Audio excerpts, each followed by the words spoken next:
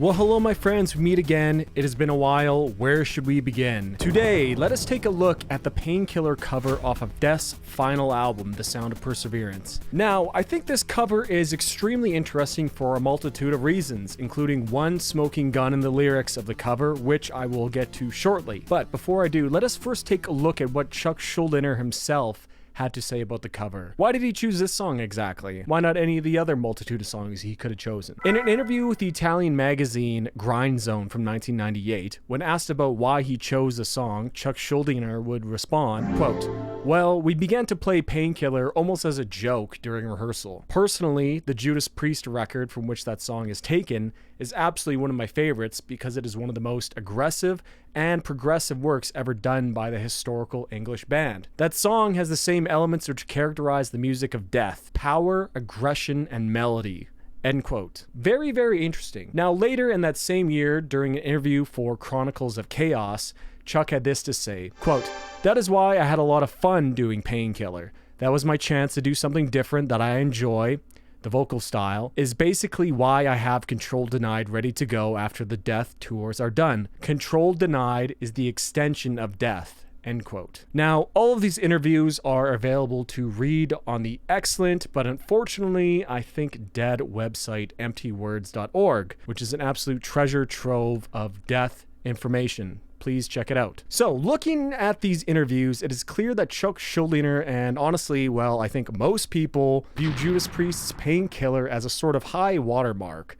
Their magnum opus, the zenith of that sort of traditional metal sound, the apex of 80s metal, I guess you could say, right? It was released in 1990, so it really sort of feels like a punctuation mark to the 80s, right? All roads lead to Painkiller. And I don't mean to just sit here and glaze Painkiller here all day, right? It's almost universally acclaimed, right? Everyone knows the riffs, the drumming, the atmosphere, the album art, the vocals, the leads, as well as the aggression, which was combined with a much more progressive approach to songwriting. Sounds a little bit familiar, doesn't it? Looking back on hindsight, we know that Judas Priest would continue to release excellent music, even 30 years after Painkiller came out. But I mean, in the late 90s, 1997, 1998, Rob Halford have left the band, right? They had a new vocalist, Jugulator came out.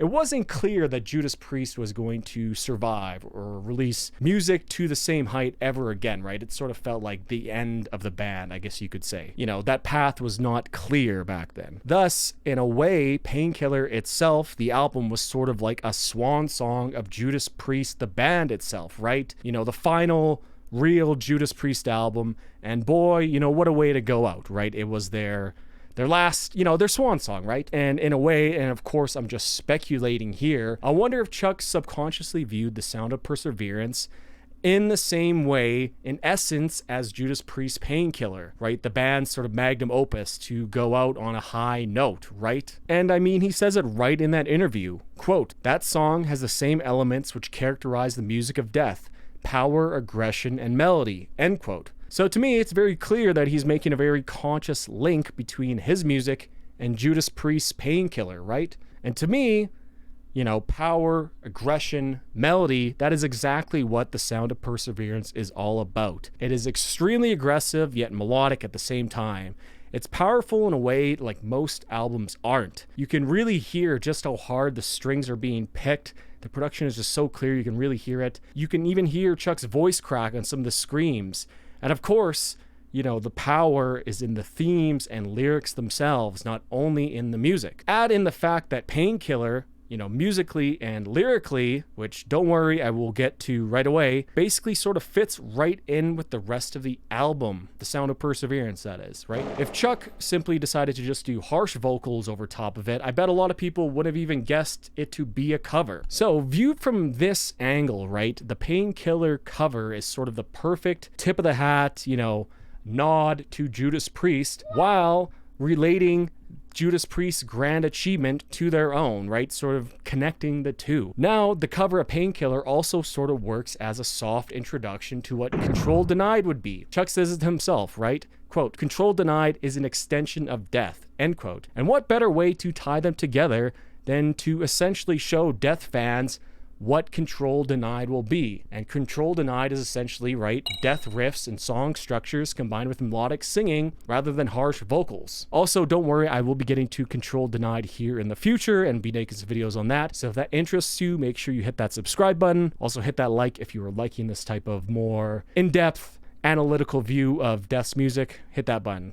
Cheers. You know, now it's no secret that some of the songs on The Sound of Perseverance were originally intended to be Control Denied tracks. And I will also be making a video on this later on, but notably, there was a demo version of Moment of Clarity as well as Story to Tell with Chuck Schuldiner on clean vocals.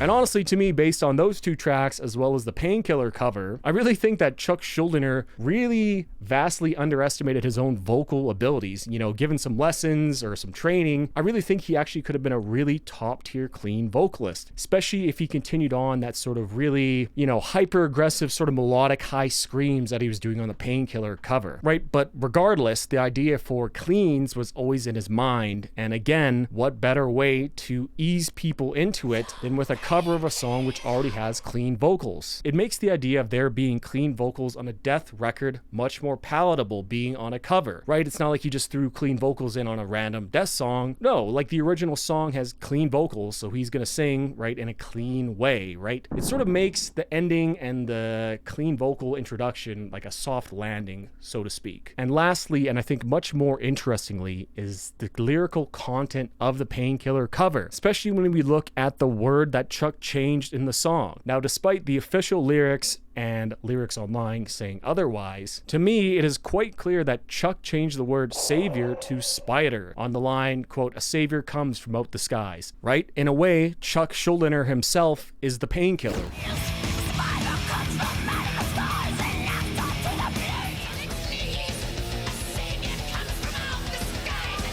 Like, it's pretty clear to me that he is singing spider here, right? That is spider, right? You have spider. It's a lot different than savior, avior, right? It's different.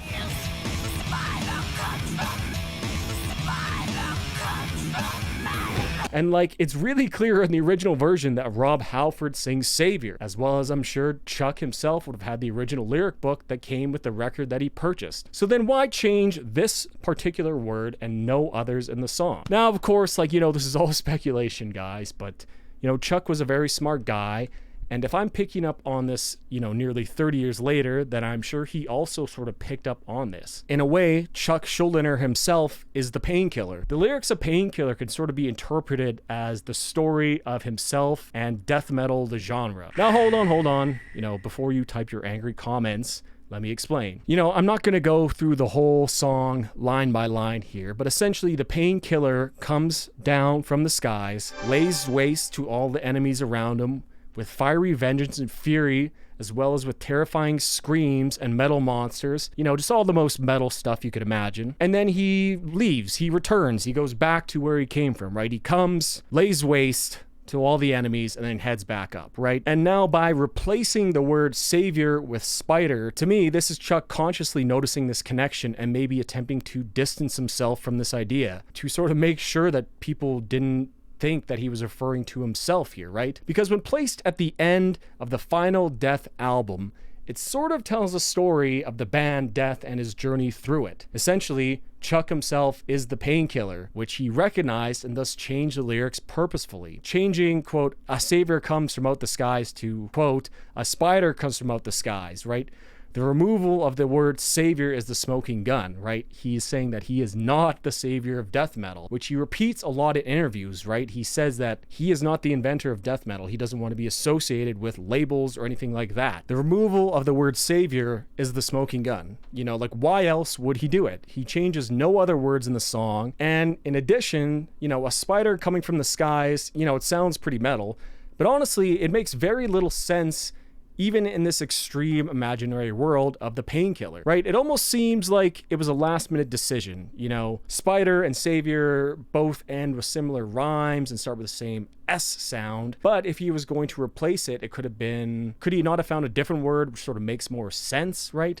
How about a slayer comes from out the skies? A soldier? A sinner? You know, anything really. Spider simply makes no sense realistically to the overall story of the Painkiller, other than spiders being, you know, somewhat metal, right? Imagine like a metal spider coming down from the sky. Like, that's pretty metal, I guess, right? But now when we combine this all with the ideas from earlier, that the album Painkiller was like the end of an era for metal, as well as being a great way to soft launch the band, it really all ends up to Chuck being the Painkiller, or at least associating or relating himself to the Painkiller, right? Making this conscious connection between Judas Priest's magnum opus and his own magnum opus, right? Here it is, I'm gone. You know what I mean? He comes, lays waste to the music world, and then he's gone, right? With mankind resurrected, forever to survive, returns from Armageddon to the skies. Painkiller is the last and final Death song, and this was intended to be the last Death album. Now, whether or not, if Chuck had lived longer, would we see more Death? You know, maybe, probably, but you know, at that point in time, like, it pretty seemed like Death was finally done. Like, that was the end, right? Control Denied was his new thing. So by relating the final Death album and the final song on that album to another band who seemingly ended on a high peak, you know, perfecting their genre, essentially, Chuck shows up, lays waste to the metal scene, then after releasing his final effort, Death's magnum opus, he bows out. He moves on to something new, a new band. In other words, returns from Armageddon, which we can view as death metal itself, to the skies, which we can see as a more traditional metal sound, I guess. You know what I mean? And now some of you might think that this entire thing is crazy and I'm just reaching for things which aren't there. But, you know, as we have seen exploring some of the other Death songs that I've done on this channel, especially on The Sound of Perseverance, every single note, every word, every lyric is very clearly chosen for a reason. Go watch my videos on Spirit Crusher and Flesh on the Power It Holds for more. Chuck was clearly not someone who did things willy-nilly. He was very cerebral and very purposefully chose his words. Like, I mean, if you were trying to argue that Chuck wouldn't know the words to one of his final songs and simply just misspoke and thought it was Spider the whole time, then I think you're dreaming, right? He would have known for sure that it said Savior. It's very clear. As well, he is a very intelligent guy who seemed to have a very deep grasp on the complexities of life, as well as having the gift to articulate these things very clearly and succinctly through his music. Thus, to me, it is clear that maybe as they were rehearsing and recording the Painkiller cover, he began to see himself in the song Painkiller, see himself as the Painkiller, and purposefully changed the lyrics as sort of like a humbling gesture. He is not the savior, right? He just loves metal, plain and simple. Yet, it was this small change which sort of reveals this. Maybe that was his inner thoughts. And, you know, I stress this, right? I don't know. This is all speculation. There's nothing online that confirms this or has any sort of more explanation than beyond the few interviews that I've seen on it, right? So, yeah, that's my interpretation of Painkiller, the cover, right? What a ultimate way to end the Death discography, relating it back to his heroes, right? Judas Priest, their magnum opus, Painkiller. The story of the Painkiller, right, comes down, lays waste, and leaves. And not only that, but it really ties in Death with Control Denied, right? It's sort of like bridging the gap between Death and Control Denied, right? If you think Death is here and Control Denied is here, then the Painkiller cover is sort of like right in the middle, right? It's Death with the aggression and the sort of somewhat clean vocals, but it's not what Control Denied's vocals would be. It still has a little bit of that aggression and that sort of harshness to it. But, you know, it really provides like a soft landing and really foreshadows what Control Denied would be. As he says, right? Control Denied is just the continuation of Death. So let me know what your thoughts are on this. Am I just out to lunch? Do you guys have any different theories? I've been Varvis. Cheers.